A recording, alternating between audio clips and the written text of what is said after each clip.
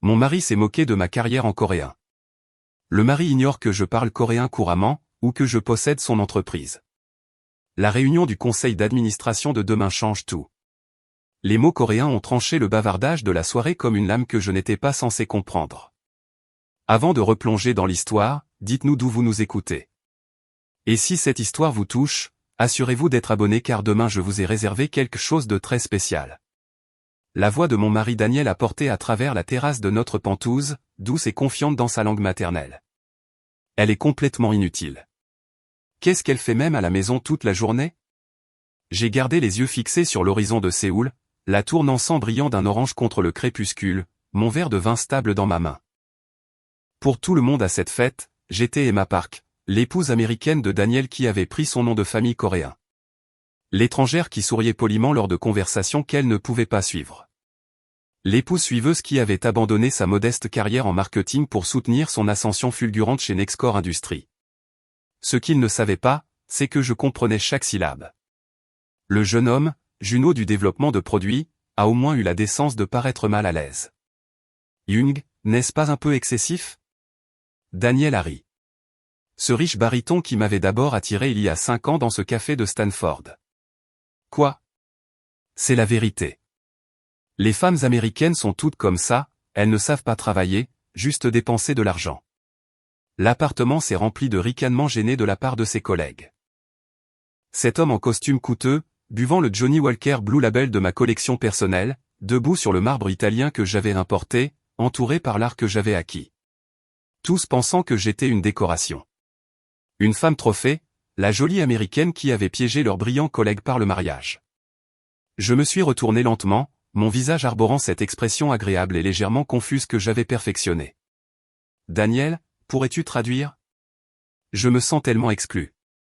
J'ai laissé ma voix porter juste assez de douceur impuissante pour les mettre à l'aise, pour les rendre négligents. Juste des conversations de travail, chérie. Il est passé à l'anglais sans effort, son sourire indulgent. Rien que tu trouverais intéressant. Je suis sûr que je ne comprendrai pas de toute façon. J'ai ri d'un air autodérisoire, regardant plusieurs des hommes se détendre. Les trucs de technologie, c'est tellement au-dessus de ma tête. C'est ma fille. Daniel s'est approché de moi, déposant un baiser sur mon front qui ressemblait à une marque de propriété. Pourquoi n'irais-tu pas voir le traiteur? T'assurer qu'il prépare bien les desserts. Congédié comme une servante dans ma propre maison. Bien sûr. Je lui ai souri, touchant légèrement sa poitrine. Le costume Hermenegildo Zegna qu'il portait avait coûté $8000. Je le savais parce que j'avais vu la note de frais lorsque sa carte d'entreprise avait été débitée. Des fonds de l'entreprise pour une garde-robe personnelle, justifiés sous la rubrique « Tenue de divertissement client ». Juste une des nombreuses décisions de comptabilité créative que je suivais. En me dirigeant vers la cuisine, j'ai entendu la conversation reprendre en coréen, plus rapide maintenant, plus animée. Pourquoi l'amènes-tu même en Corée? Elle est inutile ici. Papa m'a dit de me marier pour l'expansion du marché américain. Avoir une femme blanche, ça fait bien. Je me suis arrêté derrière la cloison en verre dépoli de la cuisine, invisible mais parfaitement positionnée pour tout entendre. Mais ça aurait été mieux si elle était vraiment la fille d'un PDG. C'est vrai, elle n'était qu'en marketing dans une petite entreprise, mais son visage était assez décent. La cruauté désinvolte n'aurait pas dû me surprendre. J'avais appris il y a longtemps que la vraie nature des gens émergeait quand ils pensaient que vous ne pouviez pas les comprendre. Ce qu'ils ne savaient pas, c'est que j'avais passé 2 ans après l'université à Séoul à travailler dans un incubateur de start-up. J'avais vécu dans un goshiwon de la taille d'un placard, survécu avec des kimbap de supérette et j'étais devenu bilingue en coréen précisément parce que je voulais comprendre la culture des affaires qui révolutionnait le monde de la technologie. Cet incubateur de start-up, je l'avais fondé, vendu 3 ans plus tard pour $40 millions. J'ai utilisé cet argent pour créer la société de capital risque qui finirait par acquérir une participation de contrôle dans Nexcore Industries, l'entreprise où Daniel venait d'être promu vice-président senior, l'entreprise qu'il pensait m'avoir rejetée lorsque j'y avais passé un entretien le mois dernier. Cet entretien avait été mon évaluation trimestrielle des cadres, menée par les représentants de ma société d'investissement. Daniel était dans cette salle, présentant les performances de sa division, sans jamais faire le lien entre la femme américaine posant des questions pointues sur les dépassements de coûts et son épouse supposément à la recherche d'un emploi. Emma. La voix du traiteur m'a tiré de mes pensées. Nous sommes prêts avec les desserts quand vous voudrez qu'ils soient servis. Donnez-moi 10 minutes. Je lui ai souri, puis je suis passé au coréen. Et s'il vous plaît, demandez à la sécurité d'enregistrer tout ce qu'ils disent en coréen. C'est en cours d'enregistrement. Ses yeux se sont légèrement écarquillés. Elle venait de l'entreprise de traiteur que j'avais spécifiquement choisie. Celle appartenant à un ancien collègue qui savait exactement qui j'étais. Ne. Arasomnida, où est-je en Nîmes? Oui, compris, Madame la Présidente. J'avais gardé mon nom de jeune fille, et ma chaîne, pour toutes mes affaires. Dans le monde de l'entreprise, j'étais Chaîne, la mystérieuse capitale risqueur qui avait fait fortune en identifiant des talents méconnus sur les marchés technologiques asiatiques. Mon visage n'apparaissait jamais dans les publications commerciales. Mon nom était enfoui sous des couches de holdings et de véhicules d'investissement. Quand j'avais rencontré Daniel Park à Stanford, il terminait son MBA pendant que je donnais une conférence sur la stratégie de capital risque.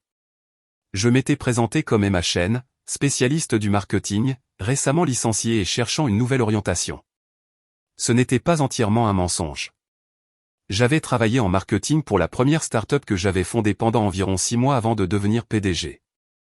Mais j'avais appris ma leçon de ma première relation. L'homme qui m'avait demandé en mariage 3 semaines après avoir appris ma fortune nette.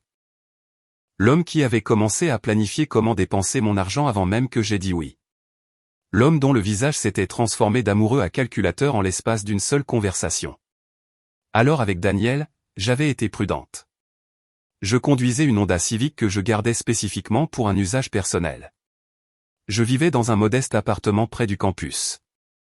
Je parlais de prêts étudiants et de recherche d'emploi et de toutes les difficultés normales d'une personne de 20 ans essayant de réussir sur des marchés compétitifs, et Daniel avait été charmant, attentionné, solidaire de cette manière qui semblait authentique au début.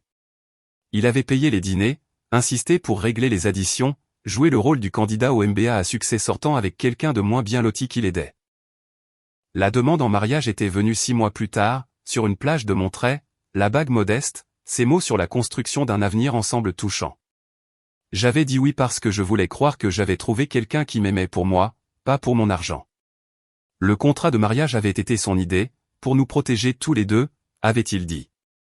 Je l'avais signé sans commentaire, sachant qu'il ne protégeait rien de ce qui m'importait vraiment. Tous mes actifs réels étaient détenus dans des structures d'entreprise dont il ne savait rien. L'appartement dans lequel nous vivions était loué par une société de gestion immobilière que je possédais, les voitures, l'art, le style de vie, tout était acheté par le biais d'entités commerciales.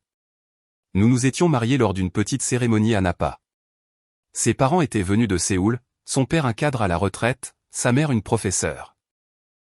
Ils avaient été poliment distants, clairement déçus que leur fils n'ait pas épousé une Coréenne. Mes parents, tous deux professeurs à Berkeley, avaient apprécié la confiance et l'ambition de Daniel. Tout le monde avait été si heureux. La première fissure est apparue 3 mois après le mariage. J'étais rentré de ce qu'il pensait être un entretien d'embauche pour le trouver au téléphone, parlant un coréen rapide. J'avais fait semblant de ne pas comprendre, alors qu'il disait à son ami. Elle ne l'a pas eu. Un autre rejet. Je ne sais pas combien de temps je vais devoir faire semblant d'être solidaire. Les femmes américaines ont des égos si fragiles. J'étais resté dans l'embrasure de la porte, le visage arrangé en défaite, le regardant transformer son expression d'agacement en sympathie en me remarquant. Et, ma chérie. Dure journée. Préparer et narrer cette histoire nous a pris beaucoup de temps. Alors, si vous l'appréciez, aimez cette vidéo. Cela signifie beaucoup pour nous. Maintenant, retour à l'histoire. Cette nuit-là, j'avais pris ma décision. Je documenterai tout, j'apprendrai exactement qui j'avais épousé, et le moment venu, je passerai à l'action. C'était il y a 2 ans. 2 ans à jouer la chercheuse d'emploi infructueuse tout en dirigeant mon empire d'investissement depuis mon bureau à domicile qu'il pensait être juste moi jouant avec un ordinateur portable. 2 ans à le regarder gravir les échelons de l'entreprise chez Nexcore, sans jamais savoir que chaque promotion, chaque opportunité venait avec mon approbation en coulisses. 2 ans à l'écouter se moquer de moi en coréen devant ses collègues, sa famille, ses amis. 2 ans à construire un dossier en béton. Emma, la voix de Daniel a appelé depuis la terrasse. Peux-tu apporter plus de glace? J'ai attrapé le seau à glace, arborant mon sourire serviable. En retournant sur la terrasse, j'ai surpris la fin d'une autre conversation.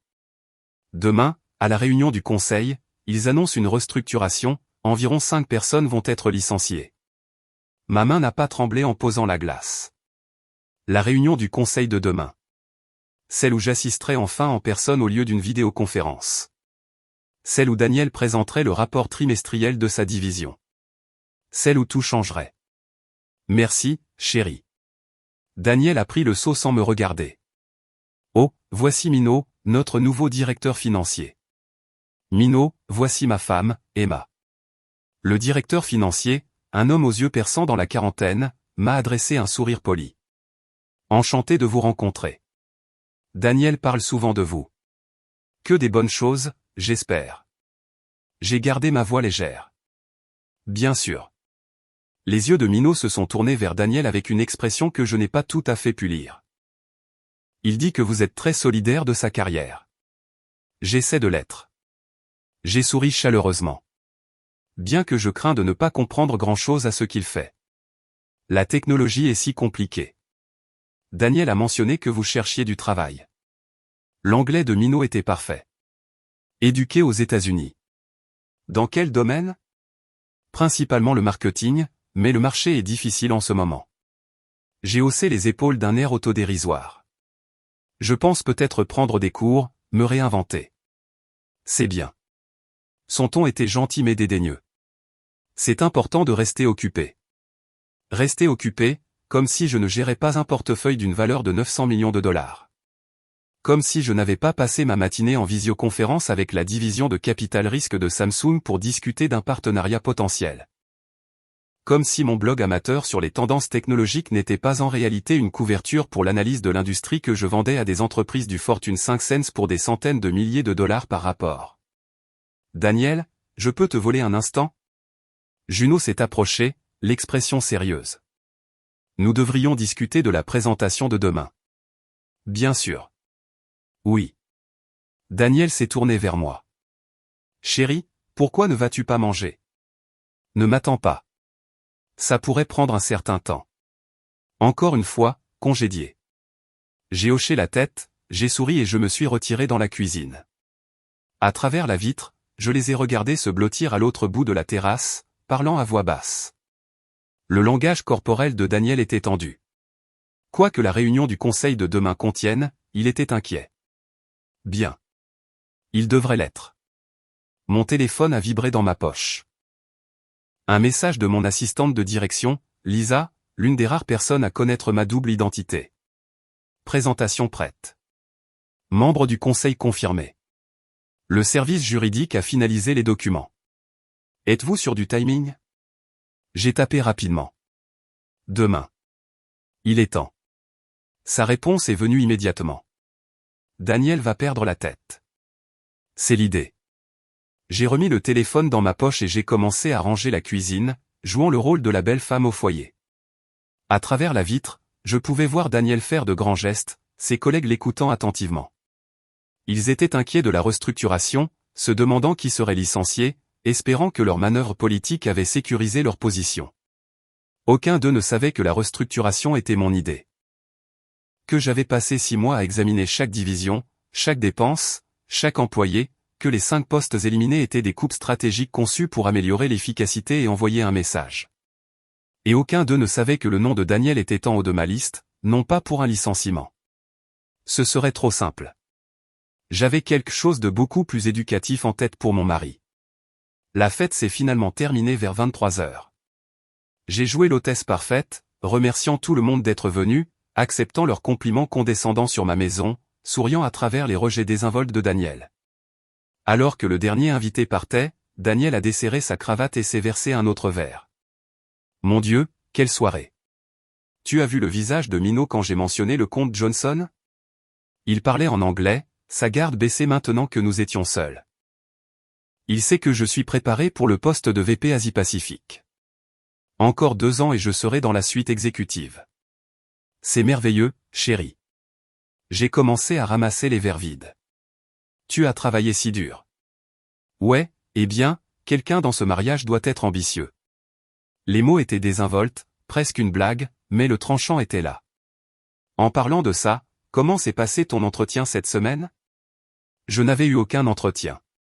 Ce que j'avais eu, c'était une réunion avec le conseil d'administration de Nexcorp pour discuter de la stratégie du 4e trimestre et des changements de direction à venir, mais ils n'avaient pas besoin de le savoir. Ils ont dit qu'ils me tiendraient au courant. J'ai gardé ma voix neutre. Emma, il a soupiré, passant une main dans ses cheveux. Tu sais, je te soutiens, mais peut-être qu'il est temps d'être réaliste. L'industrie de la technologie est compétitive. Peut-être devrais-tu regarder d'autres domaines. Enseigner l'anglais. Peut-être que tu pourrais faire ça en ligne. Enseigner l'anglais? La suggestion était si parfaitement condescendante que j'ai presque brisé mon personnage et ri. Peut-être que tu as raison. J'ai posé les verres avec précaution. Je me sens juste si inutile parfois. Et, il s'est approché de moi, me prenant dans une étreinte qui semblait plus obligatoire qu'affectueuse. Tu n'es pas inutile.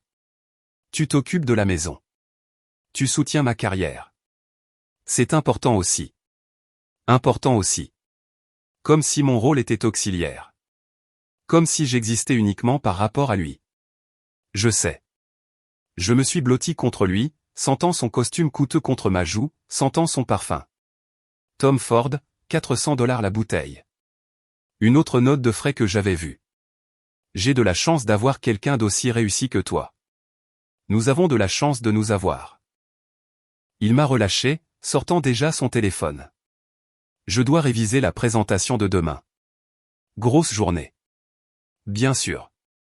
Je vais finir de ranger. Il a disparu dans son bureau, le plus petit bureau de notre appartement, celui qu'il avait revendiqué comme son espace de travail. Il ne savait pas que mon vrai bureau, celui que j'utilisais pour le vrai travail, était dans un immeuble à 3 pâtés de maison, sous un nom d'entreprise qu'il n'avait jamais entendu. Le deuxième bureau de l'appartement, celui qu'il pensait être ma salle de bricolage, ou quoi qu'il imaginait que je faisais toute la journée, n'était qu'un décor.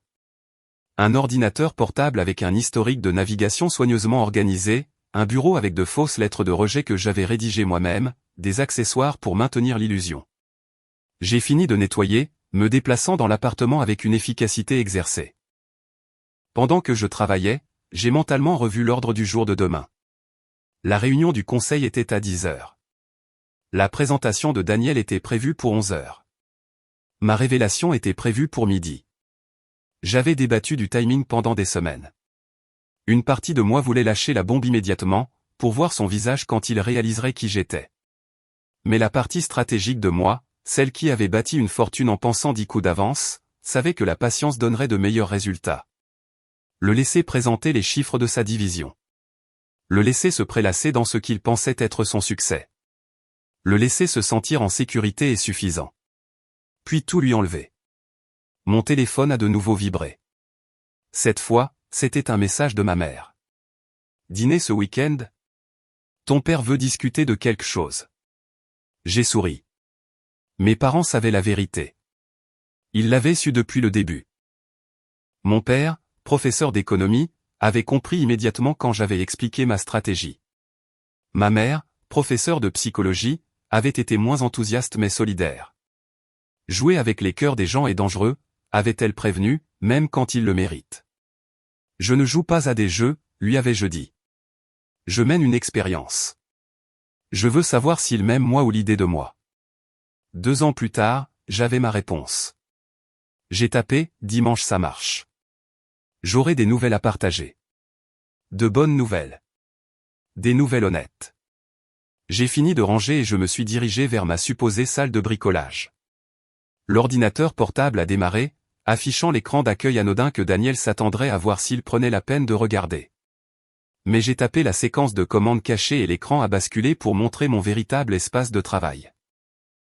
3 moniteurs de données, des portefeuilles d'actions, des analyses de marché, des communications des 12 entreprises de mon portefeuille d'investissement. Un email de Lisa avec le programme final de demain. 9h30, arrivée au siège de Nexcorp par l'entrée des cadres. 9h45, brève réunion avec le président du conseil. 10h, début de la réunion du conseil. 11h05, Daniel Park présente le rapport divisionnaire du T4. 11h45, annonce de la restructuration. 12h, introduction de la nouvelle structure de surveillance. 12h15, révélation de mon identité. 12h30, réunions individuelles avec les cadres concernés. Cadres concernés, un terme si poli pour ce qui allait arriver. J'ai ouvert la documentation que je compilais. Les notes de frais de Daniel avec des frais personnels cachés parmi les dépenses professionnelles. Des emails discutant d'informations confidentielles de l'entreprise avec des contacts externes. Les transactions boursières suspectes qui semblaient toujours précéder les annonces importantes de l'entreprise. Rien d'ouvertement illégal. Daniel était trop intelligent pour ça, mais certainement des motifs de discussion sérieuse sur le jugement et l'éthique. Puis il y avait les problèmes de personnel, la façon dont il traitait les subordonnés, en particulier les femmes. Les commentaires en coréen qu'il pensait que personne ne comprenait.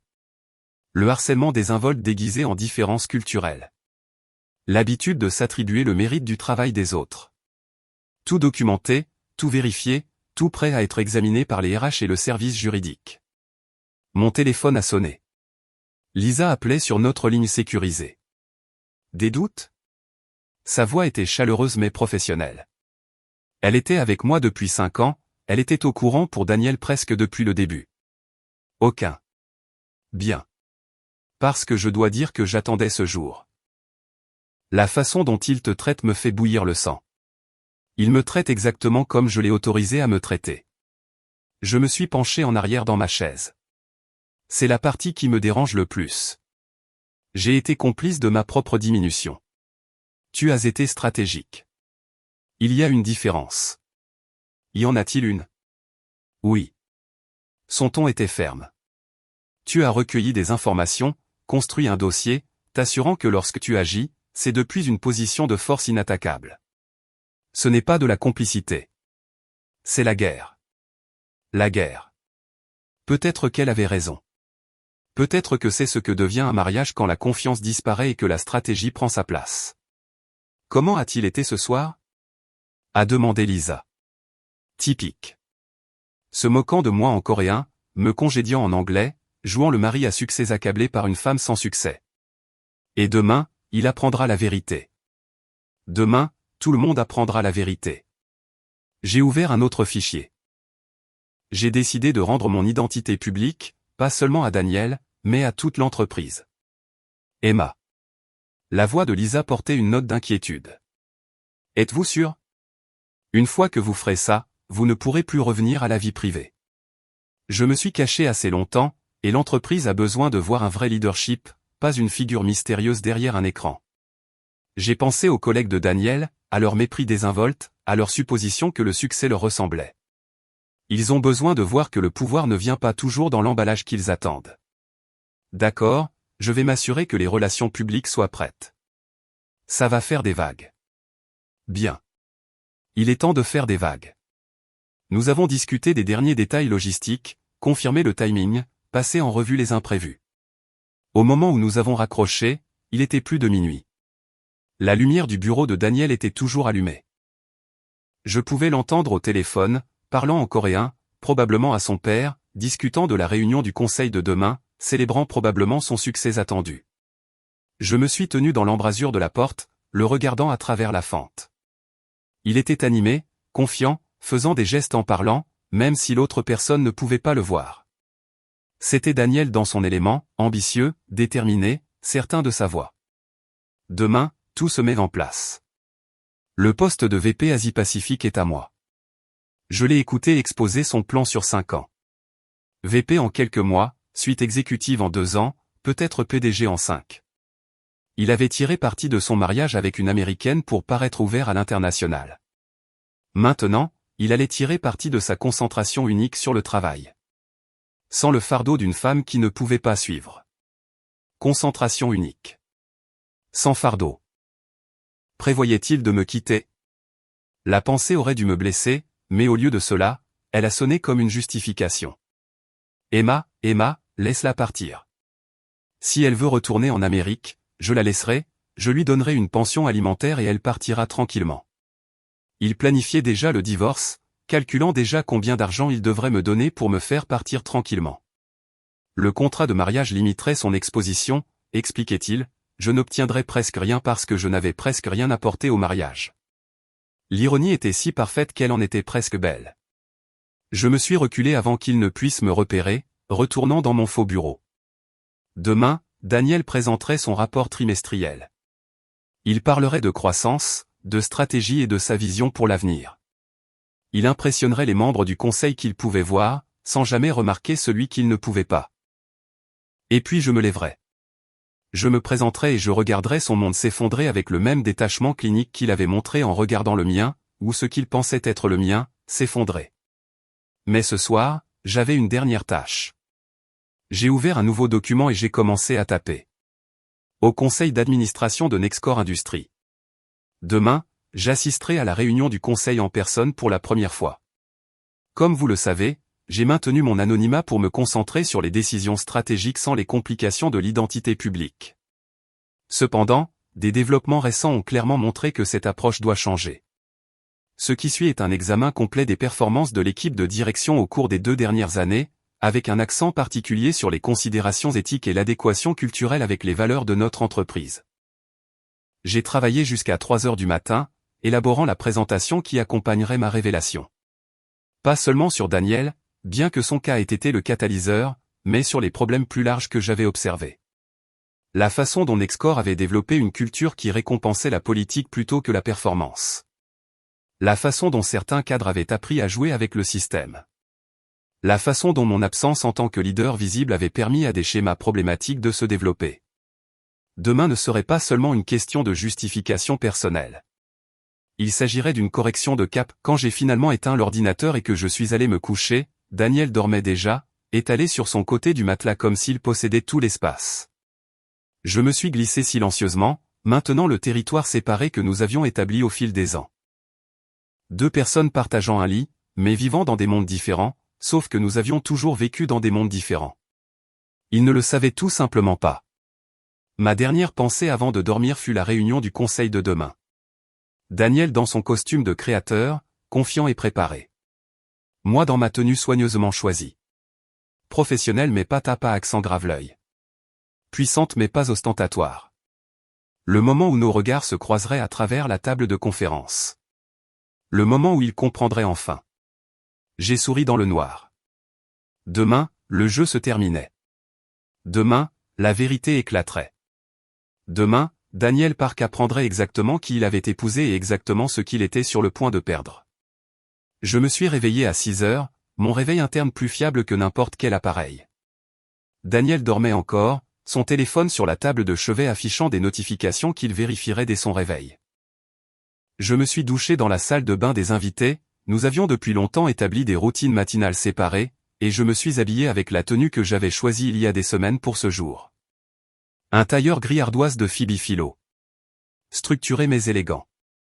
Des talons Louboutin qui ajoutaient 8 cm à ma taille. Des bijoux minimalistes. Juste mon alliance et la montre que mon père m'avait offerte quand j'ai vendu ma première entreprise. Mes cheveux tirés en un chignon lisse, un maquillage professionnel et discret. Je me suis regardé dans le miroir et j'ai vu Chen, capital risqueur, pas Emma Park, épouse suiveuse. La transformation était presque saisissante. Quand je suis sorti, Daniel était dans la cuisine, déjà habillé de son costume Tom Ford, consultant son téléphone. Il a levé les yeux et, un instant, quelque chose a vacillé sur son visage. De la surprise, peut-être. Ou de l'appréciation. Waouh, quelle est l'occasion! Un déjeuner avec un ancien collègue. Le mensonge venait facilement maintenant. Quelqu'un que je connaissais en Californie, qui travaille maintenant à Séoul. J'ai pensé m'habiller un peu. Ça te va bien.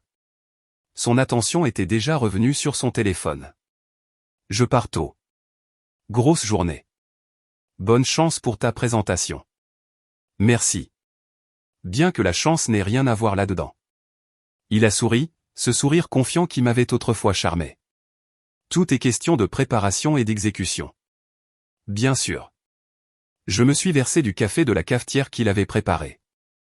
Quand seras-tu à la maison? Tard, probablement. Après la réunion du conseil, il y aura des discussions sur la restructuration. La journée pourrait être longue. Je te laisserai le dîner au frigo. Il m'a embrassé sur la joue distraitement, déjà mentalement au bureau, et il est parti. J'ai entendu la porte se fermer, l'ascenseur arriver et repartir. Puis le silence. Je suis resté dans ma cuisine, dans mon appartement, payé par mon entreprise, et je me suis permis un moment d'anticipation pure et non diluée. Aujourd'hui était le jour J.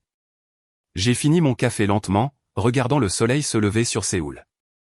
La ville s'étendait en dessous, des millions de personnes commençant leur journée, complètement inconscientes que dans quelques heures, dans une salle de conférence de Nexcore Industries, un petit tremblement de terre allait secouer le monde d'au moins une personne jusqu'à ses fondations.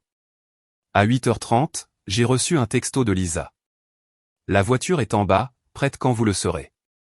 J'ai pris ma mallette, pas la petite pochette que Daniel s'attendait à ce que je porte, mais une véritable mallette en cuir contenant 2 ans de documentation, et je suis descendu. La Mercedes noire qui attendait au bord du trottoir ressemblait à n'importe quel service de voiture de direction. Le chauffeur a ouvert la porte sans commentaire. Bonjour, mademoiselle Chen. Bonjour, Park. C'était un ancien militaire, recommandé par mon consultant en sécurité. Discret, professionnel, absolument fiable. Siège de Nexcore, s'il vous plaît. Oui, madame. Nous avons traversé la circulation de Séoul et j'ai revu mes notes une dernière fois. La présentation était chargée sur ma tablette, sauvegardée à 3 endroits différents. Les documents étaient organisés. Les points de discussion étaient mémorisés. Tout était prêt. Mon téléphone a vibré. Un message du président du conseil, Robert Chang. J'ai hâte de vous rencontrer enfin en personne. Ça devrait être une sacrée journée, ai-je répondu. En effet, ce le sera. Le siège de Nexcore était une tour étincelante à Gangnam, tout en verre et en acier, et pleine d'ambition d'entreprise. Nous sommes entrés dans le parking souterrain, contournant l'entrée principale. L'ascenseur de la direction nécessitait une carte d'accès spéciale que Lisa avait fournie des semaines auparavant. Je suis monté en silence, regardant les numéros d'étage grimper. 40e étage, bureau de la direction. Les portes se sont ouvertes pour révéler Lisa qui attendait, impeccablement vêtue de bleu marine, sa tablette à la main. Bonjour, Madame Chen. Sa salutation était professionnelle, ne laissant rien paraître. Les membres du conseil se rassemblent dans l'antichambre. Monsieur Chang souhaite vous parler avant que nous commencions. Merci, Lisa. Je suis sorti de l'ascenseur, sentant le subtil changement dans ma posture, ma présence. Emma Park, l'épouse incertaine, était restée dans l'appartement. Ici, c'était Chen, l'investisseuse qui avait bâti un empire en voyant des opportunités que les autres manquaient. Il y a eu un développement. Lisa s'est mise à mon pas alors que nous marchions dans le couloir feutré. Daniel a demandé une audience privée avec le conseil avant sa présentation. Il veut discuter de sa promotion au poste de VP Asie-Pacifique. J'ai souri. Bien sûr qu'il l'a fait. Sa confiance ne connaissait pas de limite. Et qu'a dit Monsieur Chang? Que toutes les questions de personnel seraient discutées après l'annonce de la restructuration. Parfait. Nous avons atteint le bureau du président. Lisa a frappé une fois et a ouvert la porte. Robert Chang s'est levé de son bureau, un sourire plissant son visage buriné. Il avait 70 ans, un vétéran des guerres commerciales coréennes, et l'une des rares personnes à connaître mon identité depuis le début. Madame Chen. Il s'est légèrement incliné. Un geste de respect qui aurait dérouté Daniel de voir. Bienvenue. C'est un honneur de vous rencontrer enfin en personne. L'honneur est pour moi, président Chung. J'ai rendu l'inclinaison. Merci de votre patience avec mon approche peu conventionnelle. Peu conventionnelle peut-être, mais efficace. Il a fait un geste vers les chaises. Bien que je doive admettre que l'ordre du jour d'aujourd'hui est plus non conventionnel que la plupart. Êtes-vous certaine de cette approche? Absolument certaine. Il m'a étudié un instant, ses yeux perçants évaluant la situation. Vous savez, cela va créer un bouleversement important. L'équipe de direction, les employés, les médias, tout le monde aura des questions. J'ai des réponses. Et votre mari? Son ton était délicat. Ce sera tout un choc. Présidente Chang, mon mari a passé 2 ans à se moquer de moi en coréen, pensant que je ne pouvais pas comprendre. Il a discuté de divorcer pour faire avancer sa carrière. Il m'a traité d'inutile, de stupide, de fardeau. J'ai gardé ma voix égale. Quel que soit le choc qu'il éprouvera, il en est entièrement responsable. Chang a hoché la tête lentement. Très bien. Le conseil est avec vous. commençons-nous? Nous nous sommes dirigés vers la salle de conférence adjacente où 15 membres du conseil étaient déjà assis. Ils se sont levés à mon entrée, non pas pour Emma Park, l'épouse inconnue, mais pour eux Chen, le pouvoir derrière leur position. J'ai pris ma place à la tête de la table, Chang à ma droite. Bonjour. J'ai laissé ma voix porter l'autorité que j'avais cachée pendant des années. Merci à tous d'être venus. Avant de commencer la réunion officielle, je veux aborder ce qui va se passer dans les prochaines heures. Comme vous le savez, j'ai maintenu l'anonymat pour me concentrer sur les décisions stratégiques sans distraction. Aujourd'hui, cela change. Aujourd'hui, vous allez tous rencontrer mon mari. Quelques sourcils se sont haussés. Mon mariage n'était pas de notoriété publique au sein du conseil. Quelques-uns le savaient, mais la plupart n'avaient pas fait le lien. Mon mari est Daniel Park, vice-président senior des opérations. Il ne sait pas que je suis E.C. Chen. Il ne sait pas que je suis l'investisseur principal de cette entreprise. Il me croit être une spécialiste du marketing au chômage qui a été rejetée par Nexcore à plusieurs reprises. Maintenant, j'avais toute leur attention. Au cours des 2 dernières années, j'ai documenté de nombreux problèmes au sein de la haute direction, notamment des préoccupations éthiques, une mauvaise utilisation des ressources de l'entreprise et des problèmes culturels qui se sont développés en mon absence en tant que leader visible. La restructuration d'aujourd'hui est la première étape pour résoudre ces problèmes, et la révélation d'aujourd'hui est la deuxième. Madame Chen. Un des membres du conseil, une femme nommée Sarah Kim, s'est penchée en avant avec respect. Êtes-vous certaine que mélanger des affaires personnelles et professionnelles de cette manière est sage? Madame Kim, j'apprécie votre préoccupation, mais il ne s'agit pas de vengeance. Il s'agit de responsabilité. J'ai affiché ma présentation sur l'écran principal. Ce que vous êtes sur le point de voir est un schéma de comportement qui a affecté non seulement moi personnellement, mais aussi notre culture d'entreprise. Mon mari n'en est que l'exemple le plus visible. J'ai fait défiler les diapositives montrant des notes de frais, des emails, des plaintes RH. Pas seulement celles de Daniel, bien qu'elles fussent mises en évidence, mais un schéma systémique. Des cadres supérieurs exploitant les failles, créant des environnements de travail hostiles, privilégiant l'avancement personnel au succès de l'entreprise. Cela s'arrête aujourd'hui. J'ai regardé autour de la table. Aujourd'hui, nous annonçons une restructuration. Aujourd'hui, nous introduisons de nouveaux mécanismes de surveillance. Et aujourd'hui, je sors de l'ombre pour fournir le leadership visible dont cette entreprise a besoin. La salle est restée silencieuse un moment. Puis Chong a parlé. Le conseil vous soutient, Madame Chen, à l'unanimité. Les autres ont hoché la tête en signe d'accord. Pas seulement un acquiescement, mais un soutien sincère. J'avais choisi mes membres du conseil avec soin au fil des ans, des gens qui valorisaient l'intégrité, qui comprenaient qu'un succès durable nécessitait un leadership éthique. Merci. J'ai regardé ma montre. La présentation de Daniel est dans 45 minutes. J'aimerais qu'il procède comme prévu. Laissons-le présenter sa vision pour l'avenir. Ensuite, nous procéderons à la restructuration et puis, j'ai souri légèrement, puis nous ferons les présentations. La réunion officielle du conseil a commencé. Points habituels à l'ordre du jour, rapport financier, mise à jour stratégique. À 11 heures précises, la porte s'est ouverte et Daniel est entré, flanqué de Juno et Minot. Il portait ses documents de présentation, l'expression confiante. Il ne m'a même pas jeté un regard. Pourquoi l'aurait-il fait? Je n'étais qu'une autre membre du conseil, une parmi tant d'autres, assise tranquillement à l'autre bout de la table dans mon costume professionnel. Une autre femme américano-asiatique dans une salle pleine de cadres. Rien de remarquable, rien de mémorable, rien qui ne soit lié à sa femme inemployable. Monsieur Park. Le président Chang a fait un geste vers la zone de présentation. S'il vous plaît, commencez. Daniel s'est lancé dans sa présentation avec une aisance exercée. Croissance trimestrielle, expansion du marché, initiative stratégique. Il a parlé pendant 30 minutes. Son anglais parfait, sa confiance absolue. Il était doué pour ça. Je devais le lui accorder. Charismatique, compétent, convaincant, et complètement non préparé pour ce qui allait suivre. Merci, Monsieur Park. Chang a pris une note. Nous discuterons de vos recommandations lors de la session de stratégie. Veuillez vous asseoir. Daniel s'est assis, supposant probablement que l'annonce de sa promotion arriverait d'un moment à l'autre. Au lieu de cela, Chang s'est tourné vers moi.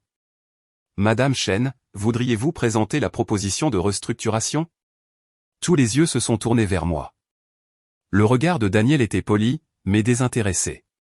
Junot avait l'air légèrement curieux. L'expression de Minot était neutre. Je me suis levé, je me suis dirigé vers l'avant de la salle et j'ai affiché ma présentation. Bonjour.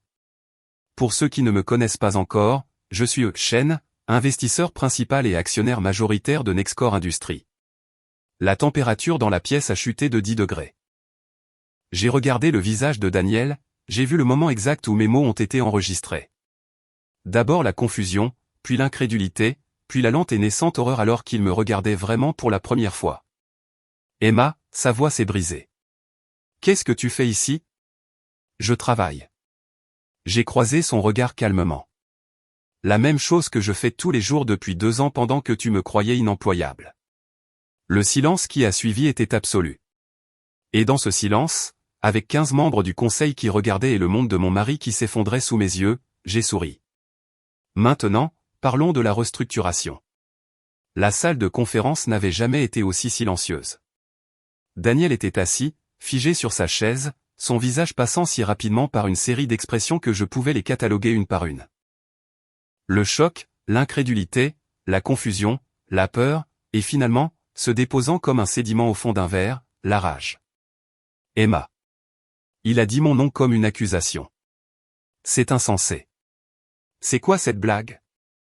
Ce n'est pas une blague, monsieur Park. La voix du président Chang a tranché la tension. Madame Chen est en effet notre investisseur principal. Elle l'a été depuis le début. J'ai regardé l'esprit de Daniel travailler, je l'ai vu essayer de réconcilier la femme qui avait servi des boissons à sa fête la nuit dernière avec la femme debout à la tête de la salle de conférence. Ses yeux ont balayé la table, cherchant des alliés, quelqu'un pour lui dire que c'était une erreur. Depuis combien de temps? Sa voix était à peine plus qu'un murmure. Depuis combien de temps suis-je Chen? J'ai affiché la diapositive suivante, montrant la chronologie de mes investissements. 12 ans. Depuis combien de temps je détiens une participation majoritaire dans Nexcore? 6 ans. Depuis combien de temps je sais que tu te moques de moi en coréen? J'ai fait une pause, laissant le silence s'étirer. Depuis notre deuxième rendez-vous. La couleur a quitté son visage. Géogite mal. Il a commencé en coréen, puis s'est repris. Qu'est-ce que tu veux dire? J'ai continué en coréen impeccable, regardant ses yeux s'écarquiller. Qu'est-ce que je veux dire? Tu as cru que je ne comprenais pas le coréen pendant que tu m'insultais en face pendant 2 ans. Junot a émis un son étranglé. Minot était devenu très immobile. Chaque locuteur coréen dans la pièce comprenait maintenant toute l'étendue de ce qui s'était passé. L'entretien que j'ai raté ici le mois dernier. Je suis revenu à l'anglais pour le bénéfice de tout le conseil. C'était mon évaluation trimestrielle des cadres. Tu étais dans cette salle, Daniel. Tu m'as fait une présentation. Tu ne savais tout simplement pas que c'était moi qui posais les questions. C'est. Il s'est levé brusquement, sa chaise raclant le sol. C'est de la fraude, de la tromperie. Tu m'as menti pendant des années. Je t'ai dit exactement qui j'étais quand nous nous sommes rencontrés, ai-je dit calmement. Emma Chen, travaillait en marketing, expérience entrepreneuriale. Chaque mot était vrai. Tu as juste fait des suppositions sur ce que cela signifiait. Tu m'as laissé croire. Je t'ai laissé me montrer qui tu es vraiment. Ma voix s'est durcie. Et tu me l'as montré très clairement. Elle est complètement inutile. Les femmes américaines sont toutes comme ça. Ne savent pas travailler. Juste dépenser de l'argent. J'ai cité ces paroles de la veille, le regardant tressaillir. Dois-je continuer? J'ai 2 ans d'enregistrement.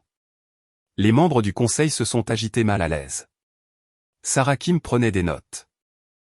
L'expression de Chang est restée neutre, mais j'ai surpris le léger resserrement autour de ses yeux. Tu m'espionnais. La voix de Daniel s'est élevée. Enregistrant des conversations privées dans ma propre maison sur ma propre entreprise. Oui. J'ai cliqué sur la diapositive suivante, ce qui nous amène à la restructuration. Au cours des 6 derniers mois, j'ai mené un examen complet de la haute direction. Les résultats ont été troublants. J'ai affiché un graphique montrant des irrégularités dans les notes de frais. Le nom de Daniel apparaissait plusieurs fois, mais celui d'autres aussi. Des frais personnels déguisés en dépenses professionnelles. Des dîners somptueux déclarés comme des réunions de clients sans aucun client présent. Des vêtements de marque facturés sur les cartes de l'entreprise. De plus, nous avons trouvé des schémas de fuite d'informations. La diapositive suivante montrait des schémas de transactions boursières qui corrélaient de manière suspecte avec des annonces internes. Quelqu'un a partagé des informations confidentielles, quelqu'un a réalisé des transactions très rentables basées sur ces informations. Daniel était passé de pâle à rouge. Tu ne peux pas prouver. Je peux tout prouver, monsieur Park. 2 ans de documentation vérifiée par des experts comptables judiciaires et des conseillers juridiques. Je l'ai regardé fixement. Tu as été très malin. Rien d'ouvertement illégal, juste profondément contraire à l'éthique. C'est une chasse aux sorcières. Il a regardé la table désespérément. Elle fait ça à cause de notre mariage, pas à cause de réelles préoccupations. Monsieur Park, la voix de Chang était glaciale. Le conseil a examiné toute la documentation de Madame Chen. Cela n'a rien à voir avec votre relation personnelle et tout à voir avec votre conduite professionnelle. Nous avons également examiné les plaintes de subordonnés, a ajouté Sarah Kim, son ton professionnel mais froid, en particulier de la part d'employés sur des commentaires et des comportements inappropriés. Des commentaires faits en coréen, pensant qu'ils ne seraient pas compris ou signalés. Juno regardait la table. Minho avait son visage de poker fermement en place, mais je pouvais voir le calcul dans ses yeux. Ils se demandaient tous à quel point j'en savais sur leurs propres indiscrétions. La restructuration est la suivante, ai-je continué, en affichant la diapositive suivante. 5 postes de direction sont supprimés avec effet immédiat. Ces personnes recevront des indemnités de départ conformes à leur contrat. De plus, nous mettons en place de nouveaux mécanismes de surveillance, une formation obligatoire sur l'éthique, un audit financier renforcé et un code de conduite révisé avec une tolérance zéro pour le harcèlement ou l'utilisation abusive des ressources de l'entreprise. Qui est licencié? La voix de Daniel était étranglée. J'ai cliqué pour révéler la liste. 5 noms sont apparus à l'écran. Celui de Daniel était en haut. Le son qu'il a émis était entre un hoquet et un grognement. C'est une vengeance personnelle, dit-il, la voix tremblante. C'est un abus de pouvoir. Je vais poursuivre. J'irai voir les médias. Je vais. Tu ne feras rien, ai-je gardé un ton égal, car si tu rends cela public, je le ferai aussi. Chaque enregistrement, chaque note de frais, chaque commentaire inapproprié, ta carrière dans cette industrie sera terminée. Tu ne peux pas me menacer. Je ne te menace pas. Je t'explique la réalité. J'ai fermé la présentation. Tu as 2 choix, Daniel. Prendre l'indemnité de départ, signer l'accord de non-divulgation et partir tranquillement. Ou refuser et me regarder tout transmettre au Conseil du travail, aux régulateurs financiers, et oui, aux médias.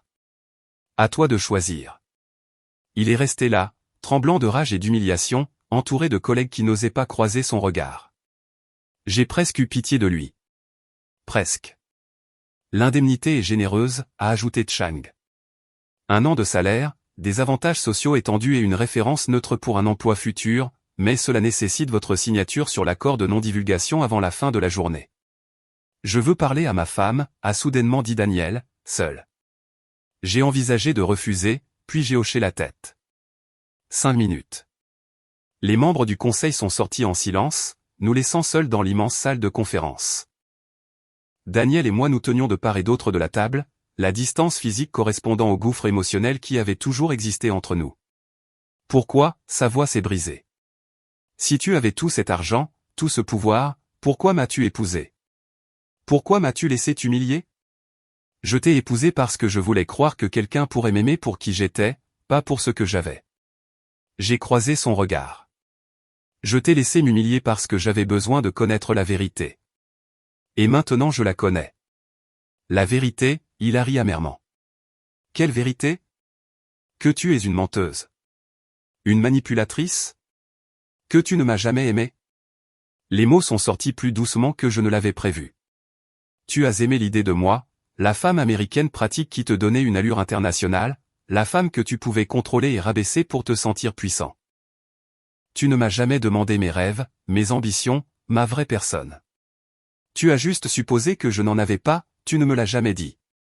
Je n'aurais pas dû avoir à le faire. J'ai senti la colère monter maintenant, 2 ans de fureur réprimée trouvant enfin une voix. Tu n'as jamais demandé, Daniel. Pas une seule fois en 5 ans tu n'as demandé ce que je voulais, ce que j'avais fait, qui j'étais avant toi. Tu as juste décidé, et je t'ai laissé faire parce que je voulais voir jusqu'où tu irais. C'est malsain. Il a secoué la tête. Tu es malade. Les gens normaux ne testent pas leurs partenaires comme ça. Les partenaires normaux ne se moquent pas de leurs conjoints dans des langues qu'ils pensent qu'ils ne peuvent pas comprendre. Les partenaires normaux ne planifient pas de divorce en faisant semblant que tout va bien. Les partenaires normaux n'appellent pas leurs femmes inutiles et stupides devant leurs collègues. Ma voix s'est durcie. Tu m'as montré exactement qui tu es, Daniel. Chaque insulte, chaque rejet, chaque cruauté désinvolte.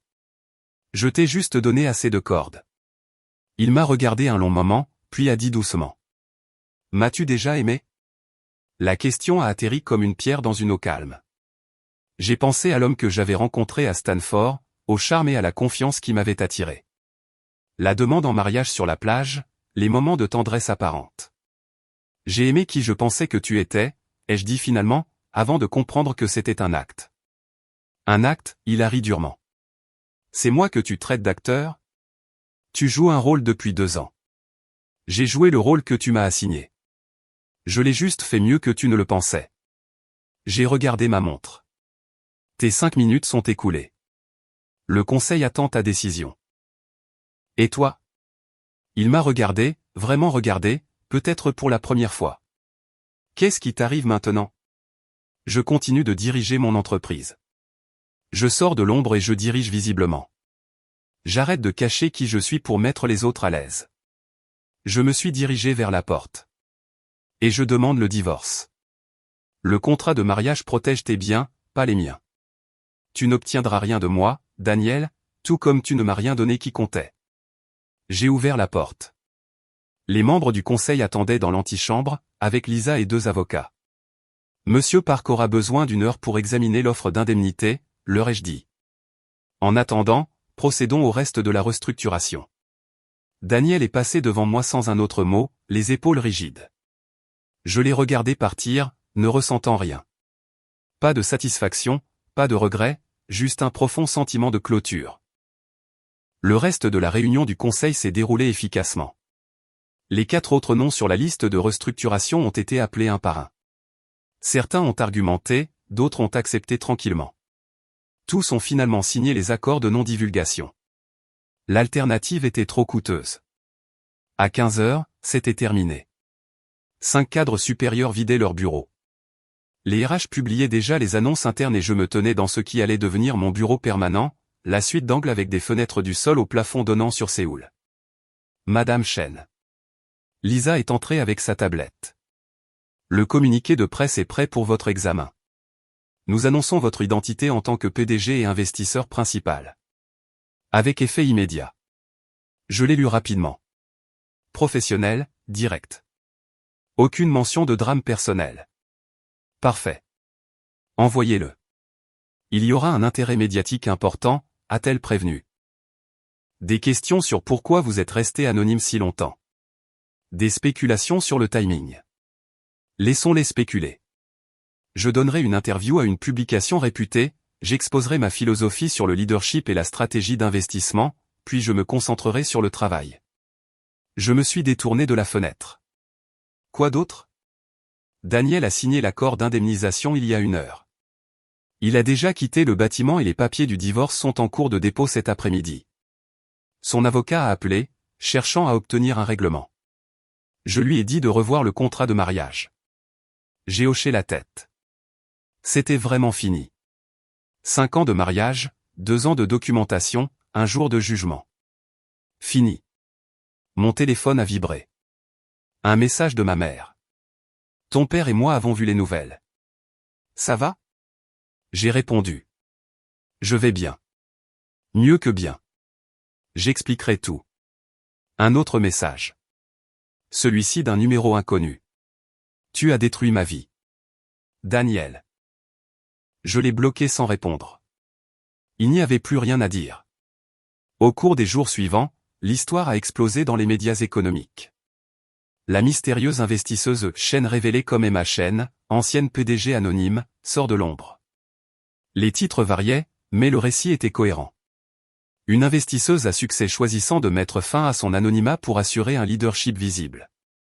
Quelques publications ont creusé plus profondément, ont découvert mon mariage avec Daniel, ont reconstitué la chronologie de son licenciement. Ils ont qualifié cela de coïncidence. Je les ai laissés faire. Une journaliste, une femme du Financial Times, a obtenu une interview. Nous nous sommes rencontrés dans un café à Gangnam, un terrain neutre loin des bureaux et des spéculations. Pourquoi maintenant ? A-t-elle demandé après les préliminaires. Pourquoi vous révéler après toutes ces années ? Parce que l'anonymat servait un but lorsque je construisais mon portefeuille. Il me permettait de me concentrer sur la stratégie sans distraction. Mais Nexcore a besoin d'un leadership visible maintenant. L'entreprise a grandi au-delà de ce qu'une seule personne peut gérer depuis l'ombre. Et le licenciement de votre mari ? Je m'étais préparé à ça. Ma vie personnelle et mes décisions professionnelles sont distinctes. La restructuration était basée sur des évaluations de performance et des préoccupations éthiques qui s'accumulaient depuis des mois. Le timing était une coïncidence. Elle ne m'a pas cru. Je pouvais le voir dans ses yeux, mais elle ne pouvait pas prouver le contraire. L'accord de non-divulgation tenait. Quelle est la suite pour Nexcore sous votre direction visible ? À cela, je pouvais répondre honnêtement. Nous nous recentrons sur l'innovation plutôt que sur la politique. Trop d'entreprises récompensent les mauvais comportements. Qui vous connaissez plutôt que ce que vous apportez, votre habileté à jouer au jeu d'entreprise plutôt que votre capacité à bien servir les clients. Cela change maintenant. L'article a été publié la semaine suivante. Équilibré et professionnel. J'y suis apparu comme sérieuse, stratégique et complètement en contrôle. Il y avait un paragraphe sur mon mariage. Chen s'est récemment séparée de son mari, Daniel Park, un ancien cadre de Nexcore. Tous deux ont refusé de commenter leur relation personnelle. Ce paragraphe a déclenché un millier de rumeurs, mais aucun fait. Parfait. 6 semaines après la réunion du conseil, j'étais assise dans mon bureau, examinant les projections du premier trimestre. La restructuration avait en fait amélioré le moral, comme le fait souvent le retrait des dirigeants toxiques. Plusieurs managers intermédiaires prometteurs avaient été promus. Les nouvelles politiques d'éthique et de surveillance étaient mises en œuvre sans heurts. Lisa a frappé et est entrée. Votre rendez-vous de 15 heures est là. Merci. J'ai redressé ma veste et je me suis préparé pour la réunion. La femme qui est entrée était jeune, peut-être 28 ans, portant un costume bon marché et un portfolio usé. Elle avait l'air terrifiée. Madame Chen, merci de me recevoir. Je suis Ji-Won Park. J'ai postulé pour le poste d'analyste junior. J'ai fait un geste vers une chaise. Asseyez-vous, s'il vous plaît. Parlez-moi de vous. Elle s'est lancée nerveusement dans son parcours. Bonne note, 2 ans d'expérience dans une plus petite entreprise, des objectifs ambitieux mais réalistes, le matériel d'entretien standard. Mais quelque chose dans ses yeux a attiré mon attention.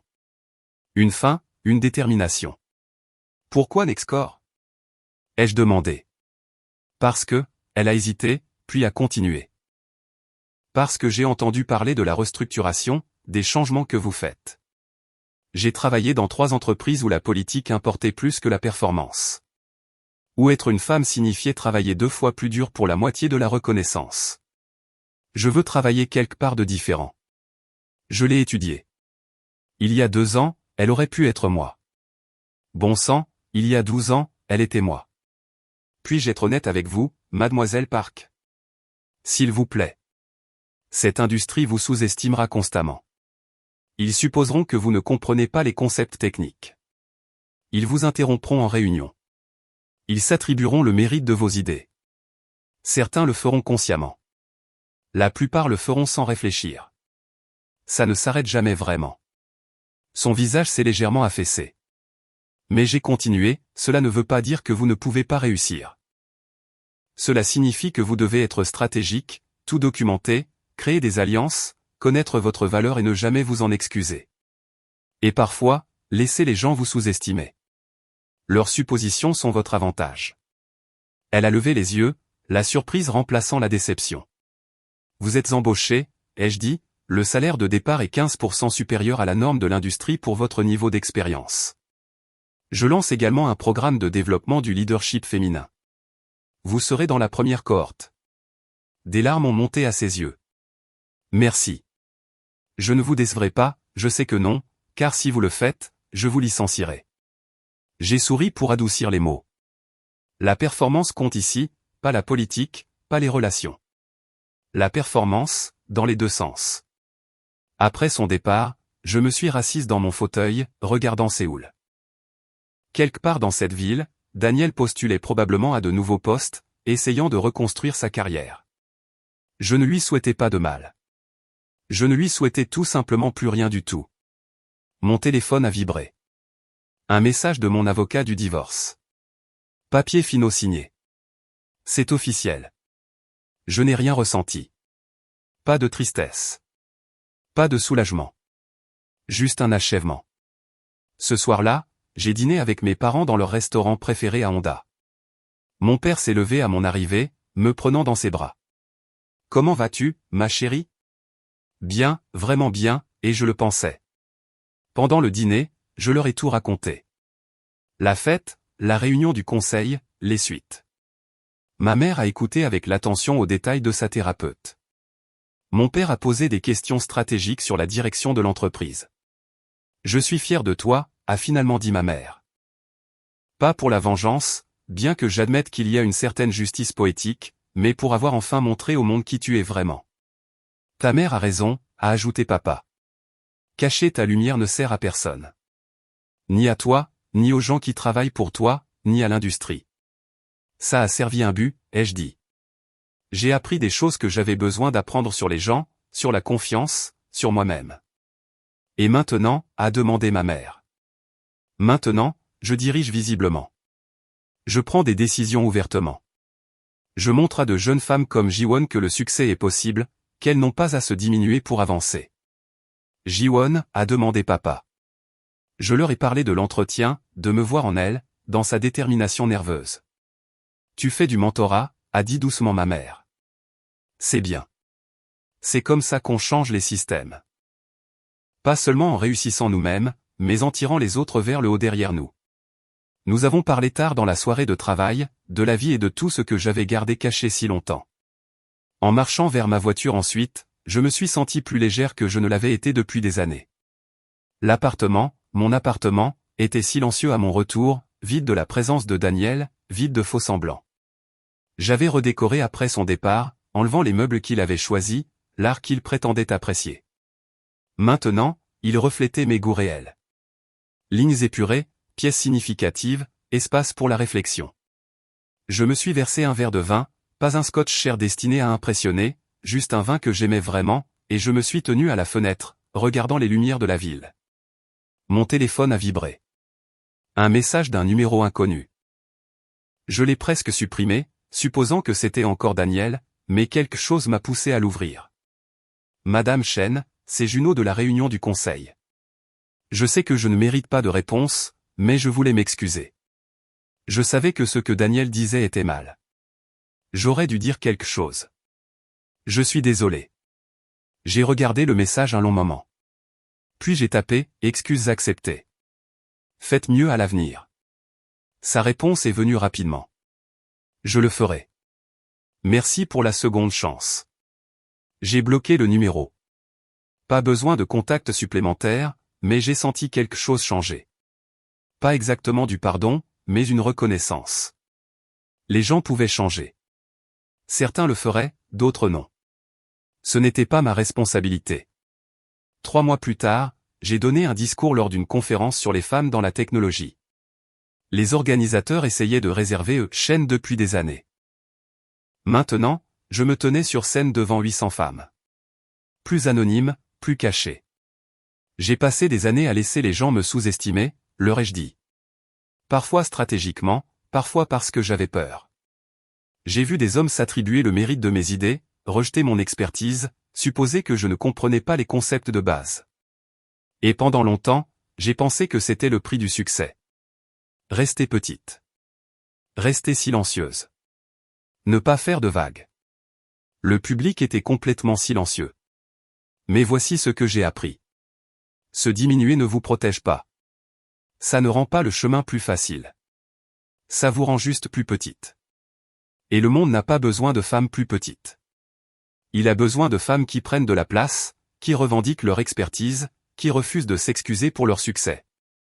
J'ai fait une pause, croisant des regards dans l'auditorium. Donc, mon conseil est le suivant. Laissez-les vous sous-estimer si cela sert votre stratégie. Documentez tout.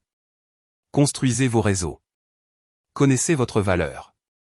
Mais ne croyez jamais, au grand jamais, leurs évaluations de vous. Votre valeur n'est pas déterminée par leur reconnaissance. Elle est déterminée par vos résultats. Les applaudissements ont été assourdissants. Ensuite, des dizaines de femmes se sont approchées de moi avec leurs histoires, leurs luttes, leurs triomphes. J'ai écouté chacune d'entre elles, offert les conseils que je pouvais, et j'ai ressenti quelque chose que je n'avais pas ressenti depuis des années. Un but. C'est pour cela que je m'étais révélé, non pas pour me venger d'un homme, mais pour me connecter avec toutes les femmes qui se battaient encore pour être vues, entendues, valorisées. 6 mois après la réunion du conseil, j'ai reçu une lettre, manuscrite, transmise par mon avocat avec une note indiquant qu'elle avait été vérifiée contre les menaces. C'était de Daniel. Emma, j'ai eu le temps de réfléchir, le temps de digérer ce qui s'est passé, ce que j'ai fait, qui je suis devenu. Ce n'est pas une excuse. Il n'y en a pas. Mais je voulais que tu saches que je comprends maintenant. Pas immédiatement, pas même rapidement, mais finalement. Tu avais raison.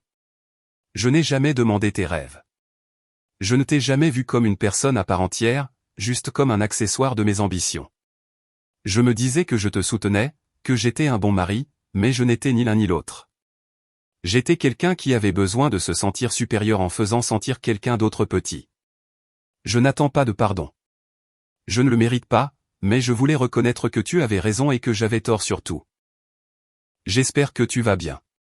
J'espère que Nexcore prospérera sous ta direction et j'espère que tu trouveras quelqu'un qui te verra. Qui te verra vraiment comme je ne l'ai jamais fait. Daniel. J'ai lu la lettre 2 fois, puis je l'ai classée. Pas à la poubelle, ça semblait mesquin, mais dans un tiroir avec d'autres documents de ce chapitre de ma vie. Pris en compte, traité et clos. Est-ce que ça a changé quelque chose? Non. Est-ce que ça avait de l'importance? Peut-être que la reconnaissance du tort causé était quelque chose. Pas tout, mais quelque chose. Ce soir-là, j'ai dîné avec Jiwon et 3 autres femmes du programme de leadership que j'avais lancé. Nous avons parlé de leurs projets, de leurs défis, de leurs victoires. Elles étaient brillantes, ambitieuses et complètement elles-mêmes. Pas de faux semblants, pas de diminution. Merci pour ce programme, a dit l'une d'elles, de nous avoir vus. Merci de m'avoir laissé faire, ai-je répondu. Vous changez cette entreprise. Vous changez cette industrie. En rentrant chez moi ce soir-là, j'ai pensé aux 5 dernières années, à la tromperie, à la documentation, à la révélation dramatique. Si je pouvais revenir en arrière, ferais-je les choses différemment? Peut-être, probablement. Mais je ne pouvais pas regretter le résultat. Daniel s'était révélé. Oui. Mais plus important encore, je me suis découverte moi-même. Pas la femme se cachant derrière l'anonymat et de fausses identités. Pas la femme jouant des rôles pour tester les autres, mais quelqu'un de plus fort. Quelqu'un prêt à être visible, vulnérable et complètement elle-même. Mon téléphone a vibré. Un message de Lisa. L'ordre du jour de la réunion du conseil de demain est prêt. Aussi, Samsung a appelé. Ils veulent discuter d'un partenariat. J'ai souri. Demain, plus de travail, plus de défis, plus d'opportunités de diriger de manière visible et authentique. Les lumières de Séoul s'étalaient devant moi pendant que je marchais. Des millions d'histoires se déroulant dans l'obscurité. La mienne n'en était qu'une, mais c'était la mienne. Enfin et complètement, et c'était suffisant. 1 an après la réunion du conseil, Nexcore a annoncé des bénéfices records. La restructuration avait fonctionné. Le changement de culture était réel. Nous avions embauché 300 nouveaux employés, lancé 2 produits innovants et nous étions étendus sur des marchés où nous avions auparavant du mal à pénétrer. Lors de la réunion annuelle de l'entreprise, je me suis tenu devant 2000 employés et j'ai partagé notre vision pour les 5 prochaines années. Plus cachée, plus anonyme, juste présente, authentique et responsable. Ensuite, un jeune homme s'est approché de moi nerveusement.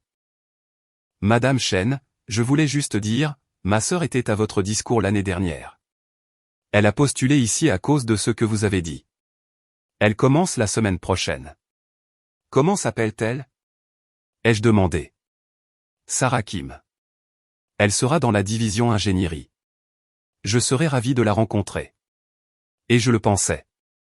Ce soir-là, assis seul dans mon bureau alors que le soleil se couchait sur Séoul, j'ai sorti un journal que j'avais commencé à tenir. Sur la première page, j'avais écrit « Chose que j'ai apprise ». J'ai ajouté une nouvelle entrée. L'authenticité n'est pas confortable. Ce n'est pas sûr, mais c'est la seule façon de vivre pleinement. Pendant des années, je me suis caché parce que j'avais peur d'être utilisé, d'être blessé, d'être rabaissé. Et en me cachant, je me suis rabaissé moi-même plus que quiconque n'aurait pu le faire. Daniel était un catalyseur, pas une cause. Il m'a montré ce que je savais déjà. Que se cacher ne vous protège pas. Que les gens se révèlent si vous leur donnez de l'espace. Que l'amour construit sur la tromperie, même stratégique, n'est pas vraiment de l'amour du tout. Mais la vraie révélation ne le concernait pas. Elle me concernait. Sur le fait de prendre mon pouvoir, de diriger visiblement, de refuser de me faire petite. Je ne regrette pas le test que j'ai fait passer à Daniel, mais je regrette de m'être testé en me cachant.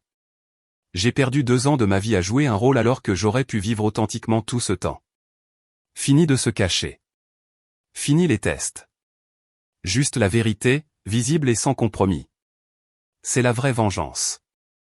Pas de détruire la carrière de Daniel, mais de construire ma propre vie ouvertement et complètement. J'ai fermé le journal et j'ai regardé la ville. Demain, j'avais des réunions avec des investisseurs, des sessions de stratégie avec mon équipe, et un déjeuner avec la cohorte du programme de leadership féminin. Du vrai travail, un travail significatif, un travail que je pouvais enfin assumer complètement.